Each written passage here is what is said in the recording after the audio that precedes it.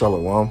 First and foremost, I would like to say, call Allah Yahweh, Bahashem, Yahweh Shai, Bahashem Rakakodash. That is to say, all praise to the Most High God, whose name is Yahweh, in the name of his only begotten Son, Yahweh Shai, whom the world ignorantly calls Jesus Christ, through the Holy Spirit, Rakakodash. Double honors to the apostles and the elders at Great Millstone who taught me this truth. Shalom to the 144,000, as well as the rest of the hopeful elect men and women of Israel scattered abroad through the four corners of the earth. This your brother Yara Downbow coming back at you with what I hope to be another short yet edifying lesson. All right, and this one is going to be a back to the basics type of lesson where we go over, who is the wicked, and the answer to that question being Esau, Edom. Right. So I just want to grab a few precepts proving that Esau, Edom, the so-called white man, is the wicked of the earth. All right. So without further ado, let's just go ahead and get started. Let's go ahead to the book of Job, chapter 9. All right, verse 24. It says, "The earth is given into the hand of the wicked. He covered the faces of the judges thereof. If not, where and who is he?" Right? So right here, we're given a description of the wicked, or a characteristic, so to speak, of the wicked. It says the earth is given into his hands, right? Not only is the earth given into the hands of the wicked, but he also covered the faces of the judges, right? So the judges being the Most High Yahweh, Yahweh Shai, the Alahayim, which is the angels, the literal judges, whether it be the prophets, King David, all of these different figures, so to speak, if you want to say it that way, they've covered the faces of all of them, right? And painted their own likeness. And that's why it says this right here in the book of First Maccabees chapter 3, all right? Just going further into that idea. It says, First Maccabees 3 and 46, it says, "Wherefore the Israelites assembled themselves together and came to Mosphah over against Jerusalem, for in Mosphah was the place where they prayed aforetime in Israel. Then they fasted that day and put on sackcloth and cast ashes upon their heads and rent their clothes, and laid open the book of the law wherein the heathen had sought to paint the likeness of their images." Right? So, and this is going into the Greek captivity, right? Which was the beginning of the Edomite rule. So this is what Job 9 and 24, as we just read, was going into. All right, the earth is given into the hand of the wicked, and he covered the faces of the judges thereof. If not, where and who is he? Right. So that just gives a little. That's a great starting point for understanding who the wicked is. All right, but let's go into it as if we do not know who the wicked is, which again we already know is Esau, Edom, the so-called white man. However, let's go into it as if we don't know who the wicked is, right? From this verse alone, we understand that there is a wicked that is ruling the earth. Okay? So now let's find more characteristics of who the wicked is. All right, so now with that being said, let's go here to the book of Malachi chapter 1. All right, let's start here at the top. It says, the burden of the Malachi 1 and 1, the burden of the word of the Lord Yahweh to Israel by Malachi. "I have loved you, saith the Lord Yahweh. Yet ye say, wherein hast thou loved us? Was not Esau Jacob's brother, saith the Lord Yahweh? Yet I loved Jacob, and I hated Esau, and laid his mountains and his heritage waste for the dragons of the wilderness. Whereas Edom saith, we are impoverished, but we will return and build the desolate places. Thus saith Yahweh of hosts, they shall build, but I will throw down, and they shall call them the border of wickedness, and the people against whom the Lord hath indignation forever."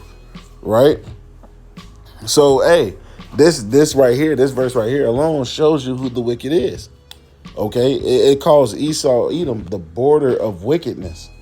All right, and I actually want to look at this word here, border. Let's see here. The border of wickedness. All right, it says border. Territory enclosed with boundary, region or territory of darkness. Right? Hey, so this is what wickedness is. The border. How do I want to say this? Wickedness is encompassed in the territory of Esau, Edom.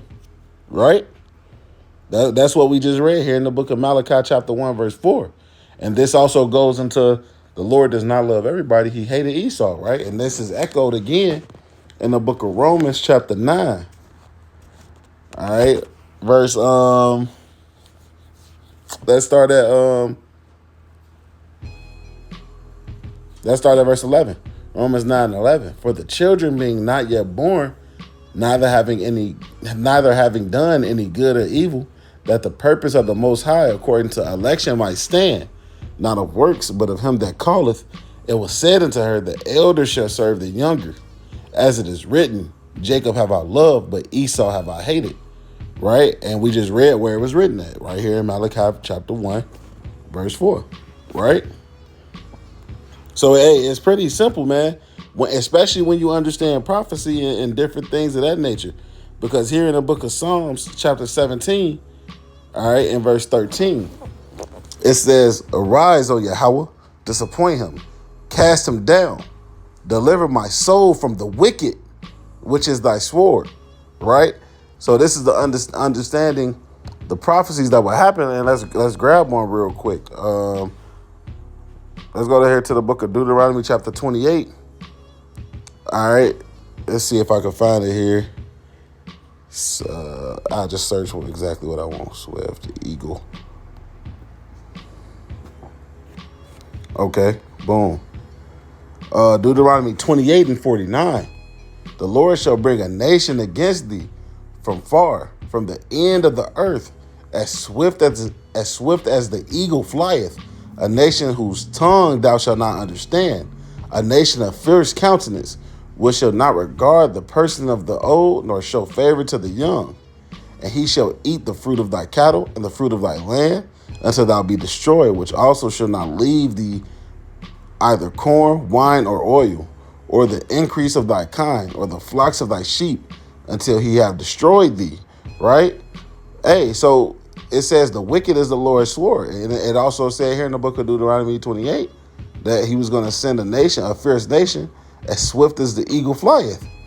Right?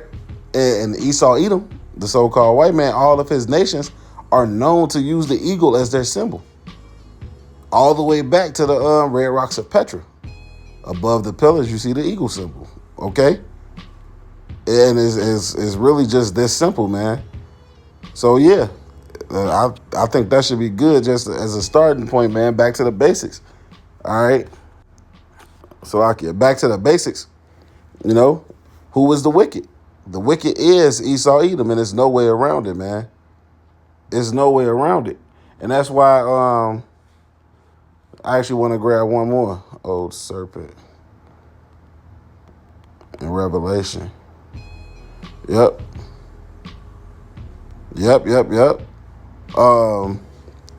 Revelation 12 and 9. Actually, I started up at 7. Revelation 12 and 7, and there was a war in heaven. Michael and his angels fought against the dragon, and the dragon fought his angels, right? And that war in heaven is not speaking of in the literal heavens where the throne of the Most High is. It's speaking of, in the atmosphere, so to speak. And prevailed, neither was their place found anymore in heaven. And the great dragon was cast out, that old serpent called the devil and Satan, which deceiveth the whole world. He was cast out into the earth, and his angels were cast out with him, right?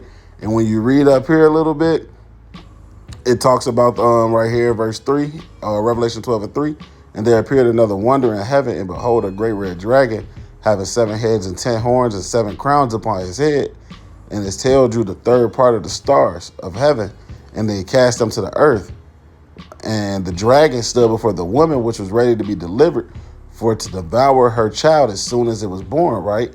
Showing that this red dragon is going into, the Edomites. And this is specifically talking about, in verses 3 and 4 here, it's specifically talking about the Roman Empire. And when Herod was trying to kill Yahushua when he was born. So, hey, we just gonna leave it off there, man. Just a quick synopsis, quick way to show and to prove that yes, Esau Edom is the wicked, and there's no way around it, man. Back to the basics. So with that, I'm gonna say, call halal Yahweh, Bahashem, Yahweh Shai, Bahashem Rakakwadash. Double honors to the apostles and the elders of the great millstone who taught me this truth. Shalom to the 144,000 as well as the rest of the hopeful elect. Hey, calm Yasharallah.